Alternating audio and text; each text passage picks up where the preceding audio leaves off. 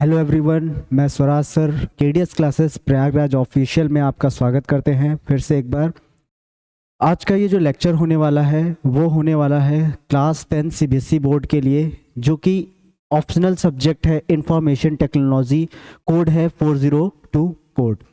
आज के इस लेक्चर में हम देखेंगे कुछ सीबीएसई बोर्ड क्लास 10 के MCQ important questions according to 2024 and 25, जो कि अभी जो फरवरी में एग्ज़ाम आने वाला है उसके बेस पे है।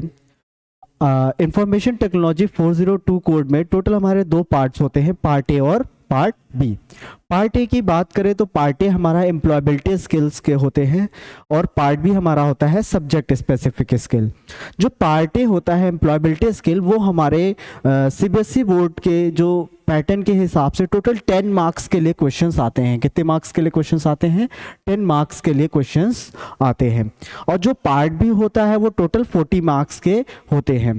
तो इस तरीके से देखा जाए तो जो थ्योरेटिकल क्वेश्चन पेपर बनता है हमारा सीबीएसई बोर्ड के पैटर्न में, वो टोटल 50 मार्क्स के होते हैं, जिसमें से पार्ट ए में हमको 10 मार्क्स मिलते हैं। आज के जो क्वेश्चंस एमसीक्यू क्वेश्चंस लगाएंगे वो हमारे क्लास 10 के एम्प्लॉयबिलिटी स्किल्स के पार्ट ए के क्वेश्चंस होंगे, जो कि आपके आने वाले एग्जाम में, जो अभी 2025 में एग्जाम होने वाला है सीबीएसई बोर्ड का क्लास 10 का, उसमें के इंपॉर्टेंट क्वेश्चंस हैं। इसमें से लगभग 70 से 80% क्वेश्चंस आपके यहाँ से आएंगे। चलिए स्टार्ट करते हैं, एक एक करके सभी क्वेश्चंस को लगाते हैं। सबसे पहले अगर हम बात करें पहले क्वेश्चंस की, पहला क्वेश्चन हमारा क्या बोलता है? In which communication method oral and written form of language is used. ऐसा कौन सा कम्युनिकेशन का मेथड है जिसमें हम लोग ओरल भी यूज करते हैं, साथ में रिटन वर्ड भी यूज करते हैं? अगर हम बात करें मेथड ऑफ कम्युनिकेशंस की, तो टोटल हमारे 3 टाइप्स के मेथड्स होते हैं कम्युनिकेशन में। सबसे पहला होता है वर्बल कम्युनिकेशन, सेकंड होता है नॉन वर्बल कम्युनिकेशन और थर्ड होता है विजुअल कम्युनिकेशन।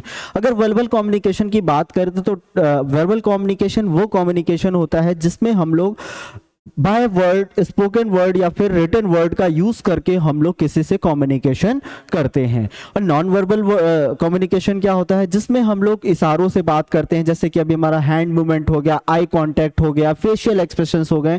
ऐसे टाइप्स के कम्युनिकेशंस को हम लोग नॉन वर्बल कम्युनिकेशन कहते हैं। और थर्ड वन इज होता है हमारा विजुअल कम्युनिकेशन। विजुअल कम्युनिकेशन वो कम्युनिकेशन होता है जो कि हम किसी ग्राफिक्स के थ्रू, किसी इमेज के थ्रू आप तक रिप्रेजेंट कर रहे हो, प्रेजेंट कर रहे होते हैं, वही हमारा क्या कहलाता है? विजुअल कम्युनिकेशन कहलाता है।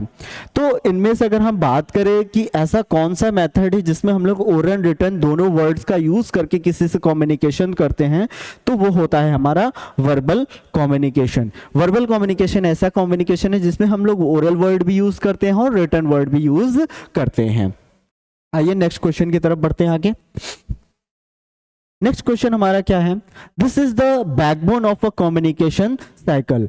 मतलब कि कम्युनिकेशन जो साइकिल होता है, कम्युनिकेशन साइकिल आपने पढ़ा होगा। कम्युनिकेशन साइकिल हमारा सबसे पहले क्या होता है? एक सेंडर होता है जो कि मैसेज प्रिपेयर करता है, फिर उसको इनकोड करता है, फिर उसके बाद वो किसी चैनल के थ्रू अगले पर्सन तक पहुंचाता है, रेसिपिएंट तक। रेसिपिएंट फिर उसको डिकोड करके अंडरस्टूड करता है, फिर उसके बाद उसका फीडबैक देता है। ये हमारा पूरा का पूरा एक कम्युनिकेशन साइकिल होता है जो कि कम्युनिकेशन में यूज किया जाता है। तो कम्युनिकेशन साइकिल में ऐसा कौन सा एलिमेंट है, ऐसा कौन सा पार्ट है जो कि हमारा बैकबोन होता है कम्युनिकेशन में, कम्युनिकेशन साइकिल में? तो हम बात करें कि अगर हम लोग कम्युनिकेशन कर रहे हैं, जब तक सामने वाले का कोई रिप्लाई ना आए, तो क्या कम्युनिकेशन कभी भी कंटिन्यू हो सकता है क्या? नहीं।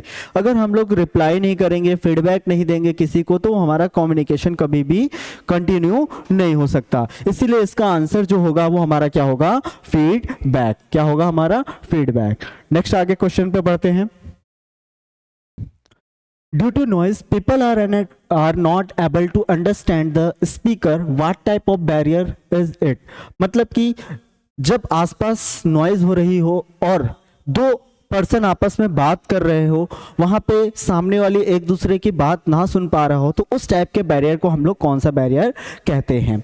सबसे पहले अगर मैकेनिकल की बात करें तो मैकेनिकल में जैसे जो मशीन वगैरह अगर शोर वगैरह कर रही हो तो ऐसे टाइप के बैरियर को हम लोग मैकेनिकल बैरियर कहते हैं। नेक्स्ट, अगर हम लोग को आपको दूसरी लैंग्वेज आती हो और हमको दूसरी लैंग्वेज आती हो तो इस टाइप्स के बैरियर में भी प्रॉब्लम्स होती है कि हमको समझ में नहीं आता, अगला इंसान किसी और लैंग्वेज में बात कर रहा है, मैं किसी और लैंग्वेज में बात कर रहा हूँ, तो इस टाइप के बैरियर को हम लोग लिंग्विस्टिक बैरियर बोलते हैं। साइकोलॉजिकल बैरियर्स भी अलग टाइप्स के बैरियर्स होते हैं। इसमें से जो हमारा आंसर होगा वो फिजिकल बैरियर होगा। क्यों? क्योंकि फिजिकल एक ऐसा बैरियर जैसे आसपास के एनवायरनमेंट में जैसे कोई स्पीकर बजा दिया या फिर आसपास कोई तेजी से बात कर रहा हो तो इस टाइप्स के बैरियर को हम लोग फिजिकल बैरियर कहते हैं। Next question, what is called giving a response after understanding a message in a communication cycle? उस चीज को क्या कहते हैं जब हम लोग रिस्पॉन्स करते हैं, जब हमको मान लीजिए हमने आपसे कोई बात कही और आपको वो चीजें समझ में आ गई और फिर आप उसका रिस्पॉन्स करते हो तो उस साइकिल को हम लोग क्या बोलते हैं? उसको हम लोग बोलते हैं फीडबैक। फीडबैक क्यों? फीडबैक ही होता है जो हम लोग एक दूसरे को रिस्पॉन्स करते हैं, उसी को हम लोग क्या बोलते हैं? फीडबैक बोलते हैं। Next, this is the process in which message is translated and understand it's meaning. ये कौन सा प्रोसेस है? क्वेश्चन क्या बोल रहा है कि ये कौन सा प्रोसेस है मैसेज में जो कि किसी भी मैसेज को हम लोग अंडरस्टैंड करते हैं और ट्रांसलेट करते हैं, तो वो हमारा कहलाता है डिकोडिंग। क्या कहलाता है? डिकोडिंग। डिकोडिंग एक ऐसा प्रोसेस होता है जिसमें हम लोग क्या करते हैं, सामने वाला कोई भी अगर मैसेज भेजता है उसको समझते हैं, अंडरस्टूड करते हैं, उसी को हम लोग क्या बोलते हैं? डिकोडिंग बोलते हैं। नेक्स्ट हमारा क्या है? This is called a graphical method of communication. इसमें से कौन सा कम्युनिकेशन, ये जो हमारे चार ऑप्शन मिले हैं, इस और चारों ऑप्शन में से कौन सा ऑप्शन सही है जो कि हमारा बताता है कि ये ग्राफिकल मेथड टाइप्स के कम्युनिकेशन को रिप्रेजेंट करता है? अगर हम वर्बल की बात करें तो वर्बल में हम लोग वर्ड्स का यूज करते हैं, बाय स्पोकन और बाय वर्ड। अगर हम नॉन वर्बल की बात करें तो इसमें हम लोग नॉन वर्बल में हम लोग फेशियल एक्सप्रेशंस के थ्रू, आई कांटेक्ट के थ्रू, बॉडी मूवमेंट्स के थ्रू कम्युनिकेशन करते हैं। विजुअल कम्युनिकेशंस की अगर बात करें तो विजुअल कम्युनिकेशन एक ऐसा कम्युनिकेशन है जिसमें हम लोग एक दूसरे से बात करने के लिए ग्राफिक्स का यूज करते हैं, इमेजेस का यूज करते हैं, वो हमारा क्या कहलाता है? विजुअल कम्युनिकेशन कहलाता है। तो हमारा राइट आंसर क्या होगा? Visual communication. नेक्स्ट क्वेश्चन,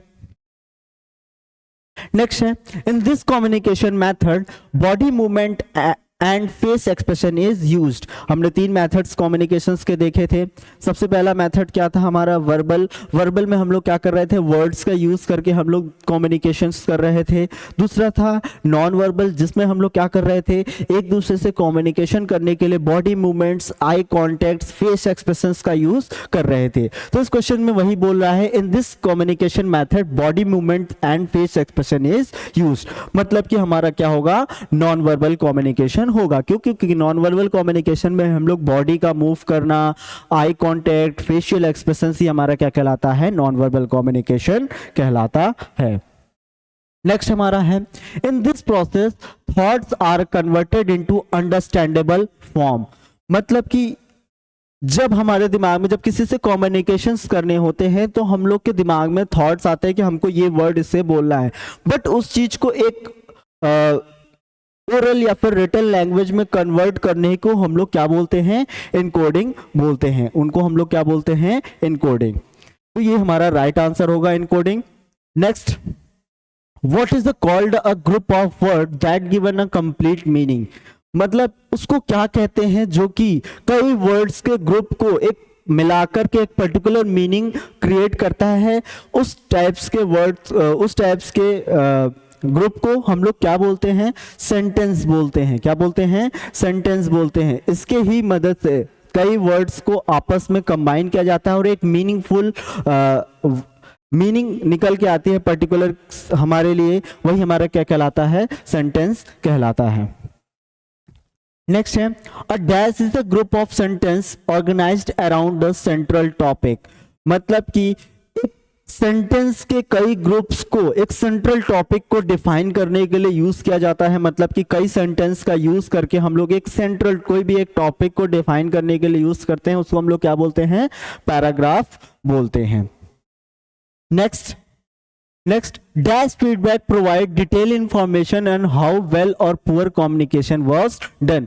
मतलब कि ऐसे कौन सा फीडबैक है, ऐसे कौन से फीडबैक है जिसमें हम लोग को डिटेल में डिफाइन किया जाता है कम्युनिकेशन में, कि जैसे हमने आपको डिटेल में, एक तो तरीका होता है कि हम लोग डायरेक्टली बोल दिया वेल डन, गुड वर्क, ये बोल दिया। दूसरा, हम लोग डिस्क्राइब करते हैं उस चीज़ को, डिटेल में बताते हैं कि यहाँ पे ये कमी थी, ये आपने बहुत अच्छा किया, इसमें आपको सुधार करने की ज़रूरत है। तो ऐसे टाइप्स के फीडबैक को हम लोग बोलते हैं स्पेसिफिक फीडबैक। क्या बोलते हैं? Specific feedback. तो हमारा इसका आंसर क्या होगा? स्पेसिफिक फीडबैक होगा।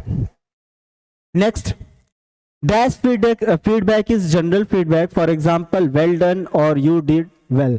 अभी हमने बात किया कि ऐसे फीडबैक भी होते हैं जिसमें हम लोग एक छोटा सा बस हिंट दे देते हैं, वेल डन, वेरी गुड, ये सारी चीजें हम लोग करते हैं। तो उस टाइप के फीडबैक को हम लोग नॉन स्पेसिफिक फीडबैक बोलते हैं। मतलब इससे हमारा कोई चीज डिफाइन नहीं कर रहे होते, हम बस कह देते हैं ये गुड किया आपने, अच्छा था, ये चीज हमारा क्या कहलाता है? Non specific feedback. तो इसका आंसर क्या होगा? Non specific feedback. नेक्स्ट हमारा क्या है? Which is considered to be the most important components of a verbal communication. ऐसे किस चीज को हम लोग कंसीडर, मतलब किस चीज में, इसमें कौन सा, ये चार जो ऑप्शंस दिए हैं इसमें से कौन सा ऑप्शन होगा जो कि हमारे लिए मोस्ट इंपॉर्टेंट कंपोनेंट्स है वर्बल कम्युनिकेशन में। तो अगर हम बात करें कि डोमेन नॉलेज की, तो डोमेन नॉलेज उतना इंपॉर्टेंट नहीं होता है। वोकेबुलरी की बात करें तो उतना इंपॉर्टेंट नहीं होता है। जनरल अवेयरनेस की भी इंपॉर्टेंट नहीं होती। बट हाँ, अगर आपकी लैंग्वेज प्रॉपर नहीं है, लिंग्विस्टिक ही हमारा क्या होता है? मेन कंपोनेंट होता है क्या? वर्बल कम्युनिकेशन का। क्यों? क्योंकि उसमें हम लोग वर्ड्स का यूज करते हैं। तो वर्ड्स किसी ना किसी लैंग्वेज का होता है, वो हिंदी हो सकता है, इंग्लिश हो सकता है, उर्दू हो सकता है। तो ऐसे इसीलिए इसको क्या बोला गया है? Most important component of verbal communication. तो इसका आंसर क्या होगा? Linguistic. Next, which type of communication uses visual aid like sign, typography, drawing and presentations. ऐसे कौन सा मेथड यूज किया जाता है कम्युनिकेशंस के लिए जिसमें हम लोग विजुअल एड्स का यूज करते हैं, like science, typography, drawing and presentations use करते हैं? उस टाइप्स के कम्युनिकेशन को हम लोग क्या बोलते हैं? उस टाइप के कम्युनिकेशंस को हम लोग विजुअल कम्युनिकेशंस कहते हैं। विजुअल कम्युनिकेशन एक ऐसा कम्युनिकेशन है जिसमें हम लोग ग्राफिक्स का यूज करते हैं। तो इसका राइट आंसर होगा विजुअल कम्युनिकेशन। नेक्स्ट अगर बात करें, इन this communication method body movement and face expression is used. मतलब ऐसा कौन सा कम्युनिकेशन है जिसमें हम लोग बॉडी का मूवमेंट करना, फेस का एक्सप्रेशन करना, hand movement, head movement, eye contact, ये सारी चीजें करते हैं? ऐसे कौन सा कम्युनिकेशन होता है? तो वो कम्युनिकेशन हमारा होता है नॉन वर्बल कम्युनिकेशन। क्यों? क्योंकि नॉन वर्बल कम्युनिकेशंस में हम लोग यूज करते हैं बॉडी मूवमेंट का और आई कांटेक्ट का और फेशियल एक्सप्रेशंस का। तो इसका राइट आंसर हमारा होगा नॉन वर्बल कम्युनिकेशन। नेक्स्ट बात करें, lack of the self confidence, stage fear और illness is factor of stress. ऐसा कौन सा सेल्फ कॉन्फिडेंस जो होता है हमारा, सेल्फ कॉन्फिडेंस में जैसे कि हम लोग जाते हैं कभी कभी स्टेज पे जाते हैं तो हमको डर सा होता है कि हम लोग कैसे वहां पे प्रेजेंट करेंगे अपने आप को। इलनेस मतलब कि थोड़ा डरा डरा सा चेहरा रहता है ना, स्ट्रेस आ जाता है। तो ऐसे इस टाइप्स के स्ट्रेस को हम लोग कौन सा स्ट्रेस बोलते हैं? क्या वो एक्सटर्नल स्ट्रेस है या फिर मेंटल स्ट्रेस या फिर इमोशनल या फिर इंटरनल स्ट्रेस? तो हमारे स्ट्रेस टोटल 2 टाइप्स के होते हैं, एक एक्सटर्नल स्ट्रेस होता है और एक इंटरनल स्ट्रेस होता है। तो जो जिसमें हम लोग को अंदर से कोई भी प्रॉब्लम्स आए, मतलब कि कुछ सोच करके हम लोग करते हैं, उस टाइप्स के स्ट्रेस को जो हमारे इंटरनल में होता है वो हमारा क्या कहलाता है? Internal stress. तो लैक ऑफ सेल्फ कॉन्फिडेंस मतलब कि सेल्फ कॉन्फिडेंस में अगर कोई प्रॉब्लम आ रही है, जैसे कि हम लोग फेयर, इलनेस और फैक्टर ऑफ स्ट्रेस, तो इस टाइप्स के स्ट्रेस को हम लोग इंटरनल स्ट्रेस कहते हैं। नेक्स्ट हमारा क्या है? Which is not a good stress management technique. इसमें से कौन सा टेक्निक है जो कि गुड स्ट्रेस मैनेजमेंट नहीं है? मतलब कि अगर हम बात करें शाउटिंग की, तो क्या हम लोग चिल्ला करके क्या अपने स्ट्रेस को मैनेज कर सकते हैं? नेक्स्ट है नेचुरल वॉक, क्या हम लोग को नेचर वॉक करना चाहिए? नेक्स्ट उसके क्या है? टॉकिंग, किसी से बात कर लेना चाहिए, उसके बाद मेडिटेशन करना चाहिए। तो चारों में से हमारा जो राइट आंसर होगा वो शॉर्टिंग होगा। क्यों? क्योंकि ये हमारा गुड स्ट्रेस मैनेजमेंट नहीं है। आप अगर आपको स्ट्रेस आता है तो आप एक नेचर वॉक, मतलब कि आप कहीं घूमने निकल जाइए सुबह में, फिर उसके बाद दूसरे लोग से किसी से भी बात कर सकते हैं, आप मेडिटेशन कर सकते हैं अपने स्ट्रेस को दूर करने के लिए। बट आप अगर चिल्लाते हैं अपने मेडिटेशन, कई लोग होते हैं कि स्ट्रेस में आकर के लोगों पे गुस्सा करना, चिल्लाना, ये सारी चीज़ें करते हैं जो कि हमारे सेल्फ मैनेजमेंट, स्ट्रेस मैनेजमेंट में टेक्निक में नहीं आता है, गुड बिहेवियर नहीं है। नेक्स्ट आता है, this is the thinking skill that focus on the ability to accurately जज your own performance and behaviour.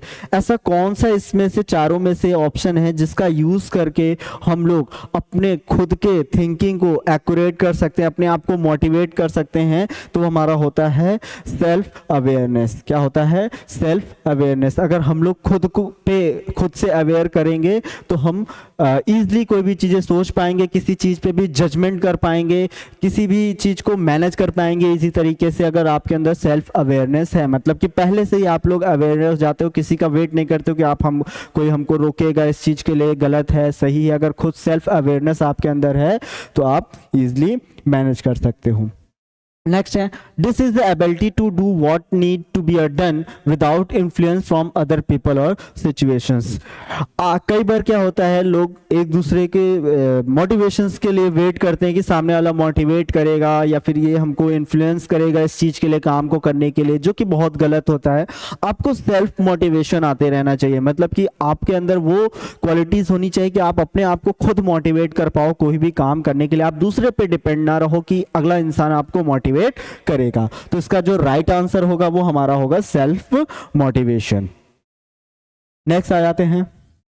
Next है, what is called a interface between computer and user. उस चीज को क्या कहते हैं जो कि हमारे कंप्यूटर और यूजर के बीच का एक इंटरफेस है, जो कि कंप्यूटर को इजीली यूज करने में मदद करता है।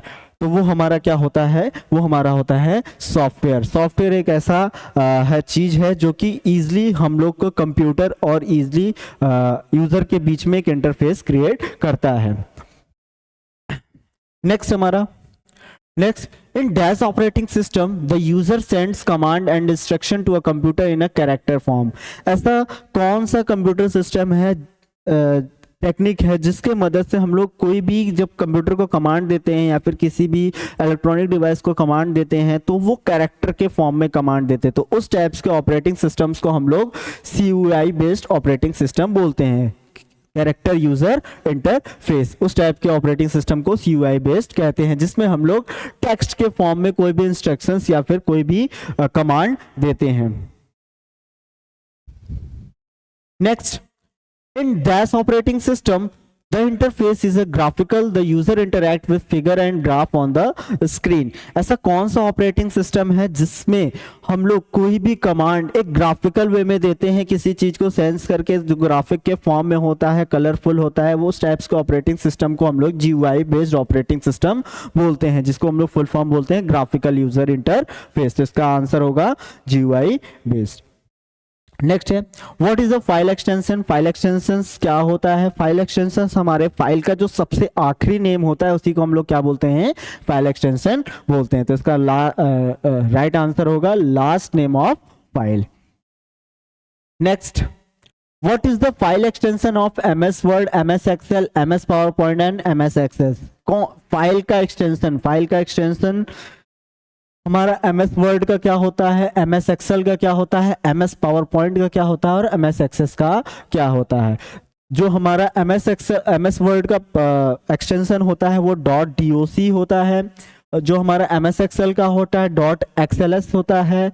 जो हमारा MS पावरपॉइंट का होता है वो .ppt होता है। और जो हमारा MS एक्सेस का होता है वो ACCDB होता है। और लास्ट में कई बार आप लोग यहाँ पे X भी बना देखते होंगे, तो वो हमारे विंडोज 10 के ऊपर का जो है, माइक्रोसॉफ्ट ऑफिस 10 के ऊपर के जितने भी सॉफ्टवेयर्स होते हैं उसमें X आगे बना हुआ आपको दिखाई देगा। तो इसका राइट आंसर है A, DOC, XL, PPT, ACCDB। Next, what is the file extension of open office text, open office database, open office spreadsheet. तो हमारे ओपन ऑफिस टेक्स्ट का जो होता है वो होता है .odt होता है, ओपन ऑफिस डेटाबेस का होता है .odb होता है, और ओपन ऑफिस स्प्रेडशीट का होता है .ods। तो हमारा राइट आंसर क्या होगा? B. Next, what is the called of a software developed at to harm a computer? ऐसे कौन सा सॉफ्टवेयर होता है जो हमारे कंप्यूटर को हार्म पहुंचाता है? तो सब लोग जानते हैं वायरस होता है जो कि हमारे कंप्यूटर को हार्म पहुंचाता है। Next, which of the following is the reason for business failure? इसमें से कौन से रीजन है जो कि हमारे बिजनेस को फेल करता है, मतलब कि कोई भी बिजनेस में रुकावट डालता है और बिजनेस सक्सेस नहीं होने देता? पहले अगर हम बात करें तो क्या लिया है option? Lack of market research. ये भी हमारा एक ऑप्शन है जो कि लैक ऑफ मार्केट रिसर्च, मतलब कि कोई भी बिजनेस स्टार्ट करने से पहले हमको मार्केट के रिसर्च कर लेनी चाहिए कि मार्केट में एक्चुअल में चल क्या रहा है, लोगों की नीड क्या है। तो इसके भी लैकनेस से भी हमारे बिजनेस में प्रॉब्लम्स आती हैं। नेक्स्ट क्या है? Poor financial control. अगर आप किसी चीज में पैसा बहुत ज्यादा खर्चा कर रहे हो या फिर बहुत कम कर रहे हो, या फिर कई बार प्रॉब्लम होती है कि फाइनेंशियली आप कंट्रोल नहीं होते, अपने आप को कंट्रोल नहीं करते हो, फालतू के पैसे इधर उधर लगाते हो, तो उस कंडीशंस में भी बिजनेस में प्रॉब्लम आती है। तो सेकंड ऑप्शन भी होगा। थर्ड क्या है? Poor management. ये सबको पता होगा, कोई भी काम करने के लिए आपको गुड मैनेजमेंट आना चाहिए, मतलब कि एक आपका मैनेजमेंट ही आपको एक सक्सेस तक पहुंचाता है, चाहे वो स्टडी मैनेजमेंट हो, चाहे वो किसी टाइप के भी मैनेजमेंट हो। आपको पढ़ाई में भी क्या होगा, चीज़ों को मैनेज करके चलना पड़ेगा। तो ये भी ऑप्शन होगा। तो इसका मेन आंसर क्या होगा? सी, ऑल ऑफ द अबव। जितने भी अबव तीनों हैं वो सारी चीज़ें प्रॉब्लम करती है बिजनेस को सक्सेस होने में। नेक्स्ट क्या है? Entrepreneurship play an important role in a dash expect.